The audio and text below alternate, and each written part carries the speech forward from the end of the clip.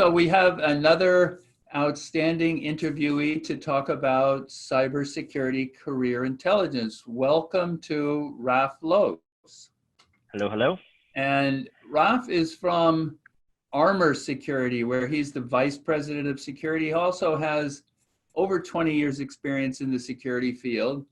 And he hosts a very interesting podcast, which I just recently found out about, Down the Security Rabbit Hole, I think it's called. And Correct. the only security podcast that really deals with business issues, technical issues, and leadership issues. And that's what we need to be effective security professionals. So I've been enjoying it. The latest podcast is on Zero Trust, so ZT Networks, which was a lot of fun. So, but today we want to talk about, we're not going to talk about technology, we want to talk about career issues. And Raf, you're from a security service provider. You know, such firms have gotten, grown tremendously in the last few years. They may, I'm not sure if they're going to continue to grow, but what sort of career opportunities do you see at service providers versus typical enterprise companies or product companies, and sort of generally what's happening in the service provider space regarding careers for either entry-level people or experienced people? So there's in the analyst space, right? So those that are on the defensive side in the managed provider space, it's exploding. Whether you want to be a security engineer, to actually go doing engineering work, whether you want to do pre-sales type of role, right? So technical sales, whether you want to be an analyst staring at a bunch of data and finding the bad guys in it. All that is available. And I think there's a tremendous explosion, particularly on the analyst side. You hear folks in the industry talking a lot about the fact that there's this massive talent shortage. So if you're sitting, at home or on the train or wherever you're watching / listening to this, and you're wondering will I have a gig? The answer is we're waiting. Hurry up. There's literally a long list of people waiting to hire grads. But I think there's a ton of opportunity. There's absolutely metric tons of opportunities in every city. It's in every part of the country. Regionally, some companies hire, locally because they're staffed locally. A lot of the jobs are remote. If you're thinking about remote work, I don't advise early in your career to do 100% work from home. You lose a lot of that experience. And I think there's a lot of value in sitting next to somebody you can go ask a question to physically as opposed to virtually. So, but get a good, the opportunities are there. You don't have to sit at a desk 5 days a week. You can, there's work from home days. There's all kinds of phenomenal opportunities. I think now is the time, probably now for the next 5, 7, maybe even 10 years, that need is going to continue to explode, primarily because more companies are finding that they need some sort of security. They're trying to hire. Salaries are going absolutely bonkers. And the major service providers are scooping up. They're able to pay the best, provide the best sort of most job satisfaction, meaningful work, if you will. And there's a lot of mobility. So it's a great time to be alive and a great time to be in security. And the old curse is true. May we live in interesting times. Yeah, exactly. So I know you're vice president of security at Armour. Are there specific security tasks or jobs that you guys would do that what's left for the enterprise side of, what do people have to do themselves versus what do you do, and how does that, you talked about analysts, I guess, right? Yeah. So the SOC analyst, that's definitely going to be very critical in a firm like Armour. Are there other roles? Do you do investigations? Do you do forensics? Yeah. I mean, all of that, everything involved in identifying and remediating incidents, bad things. It depends, right? Where you want to work. I mean, you can go work for a managed service provider and do that. You can go work on staff somewhere and do that. I personally think that the odds of better, essentially, job satisfaction are probably better, on the managed provider side, because you get more visibility. You get to see more things than just your environment every day.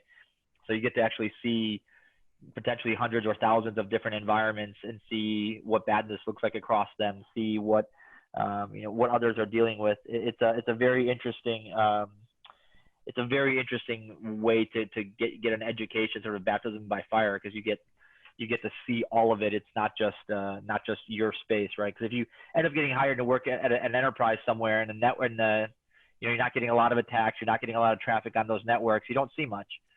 I promise you, if you go work for a provider, none of that is true.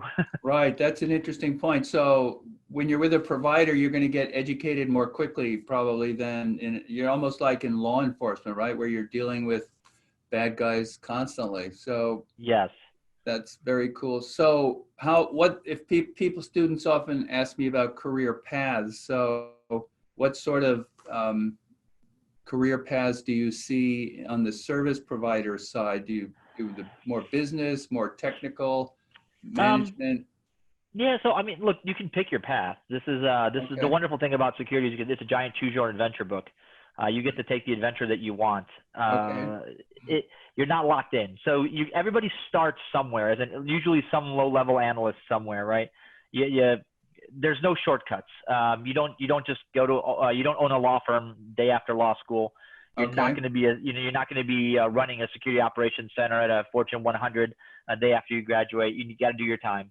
And I would advise there's a lot of us that came 20 years ago that started this industry that took everybody took a different path, but a lot of us did this thing where we essentially had a bunch of different jobs, right? So security really is the culmination of all the other parts of information technology, plus some business. Yeah. So try your hand at a developer, go work a help desk, go install systems, go be a network jockey, right? Go be a router jockey, go set up networks, go understand the cloud, go understand servers, go understand workstations. Once you know how all that works, how applications talk together, how users interact, you'll have an actual shot at understanding, really being a good security analyst. Because if you're not, and this is the thing, I think the one bad thing about the way we're producing some of our new talent is we're putting them through essentially the crash course on computer science and what bad looks like, and we're expecting them to be rock stars, and they're struggling. And the reason for that is very simple. If you hire somebody out of the military, you call them a bouncer, you tell them look out for people with guns. They won't let people in a nightclub with guns, but they'll let people with knives and bazookas because they weren't told not to do that, right? Okay. Right. So you don't know what you're supposed to expect. You have to understand how systems interact, how people interact, where vulnerabilities are, the context in these things. Being a good analyst is a culmination of all those other things in a context that makes you understand the attacker as well. So a lot of things go into this. This is one of the reasons why I think even though we're producing security people with security labels out of school, we're not getting the quality we need because simply the quality comes from experience, and experience not just in security seat time but other parts of the business. One of the things I tell everybody that works for me is I hope you take the time to go spend, even if you're not working in a job like this, go spend some time as a business analyst someplace, just doing businessy tasks, not non-security tasks, because oftentimes we security folks find ourselves asking, well, why the heck would anybody do that? That's crazy. And then we sit on the other side of that table as a business analyst who was told to go accomplish task X with things Y and Z, and you go, oh, I get it, because you were given 2 sticks to rub together and create a fire, and no wonder you set the building on fire. You weren't giving any other parameters. So it's the culmination. Security is a good analyst is the culmination of a lot of other craft that deals with IT and the business mindset brought together. You can be an analyst today. You can be an analyst 20 years from now, and you'll be great. You can go be a pen tester, which is essentially a breaker into networks, penetration testing. If you want to go do that, you can move into the business side of things. There's a million different jobs, right? And architecture, engineering. You can go help design products. For a vendor, you can go help design products for your company. For a company that has nothing to do with security, right? There's just a million things you can do. You just got to find your passion and what drives you. Right, but what about on the service provider side? Yep. Are there entry-level positions there for people? Yeah, all over the place. Because there are. You wouldn't be a good full-fledged security analyst, right? Just coming out of school with a master's degree or a year's experience, right? Yeah. From what you're saying, it takes more broadening to be really good at it. Yeah, but there's a lot of companies that are hiring. The problem is everybody wants an entry-level person with 10 years experience. Yeah. Right. So you got to go. You're gonna have to go be a hobbyist for a while. You might, even if you graduate with a security degree, you might go have to do a non-security job for a while. Or even if you get you get lucky enough, you land an entry-level security job. Learn as fast as you can. Learn as much as you can. But don't limit the scope of what you're learning to just security things, because then you won't be a very good analyst. And within that scope, I mean, at these managed service providers, you can, you start as an L1, you move to an L2, do an L3, become a manager. You can go be an engineering, somebody in engineering. You can go today, you can be staring at, logs shooting by and identifying where bad things potentially happen to hand off to the next level analyst. 3 months, 6 months, 3 years from now, you may be doing incident investigations. You may be an investigator.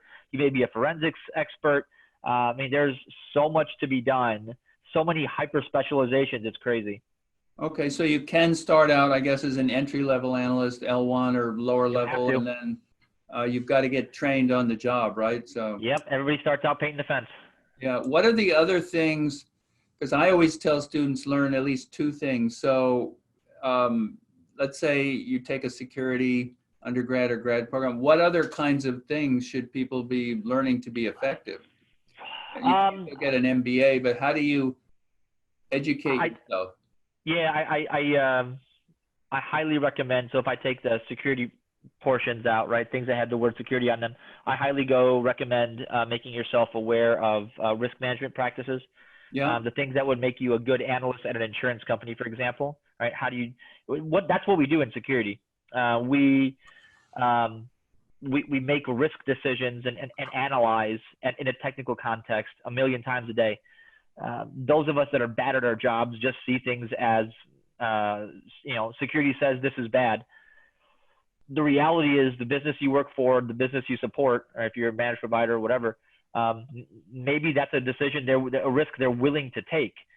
You don't get to, so we're in security. We're not the CEO. We're not the chief risk officer. We're not the head of the legal department. We don't get to make decisions. We advise.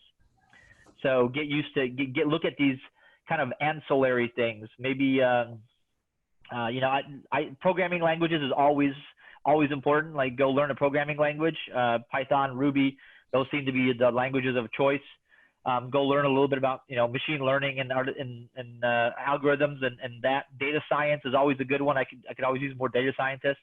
Yeah. These are ancillary things, but they'll make you a good analyst in the security space because they'll give you more context and more ability to learn. Very good. Understanding risks, software, machine learning, things like that. So one last thing, do you have any thoughts on what kinds of threats do you see, in the next year or two, or things that haven't sort of gotten everybody's attention? I don't know if anything comes to mind from all the information you're processing.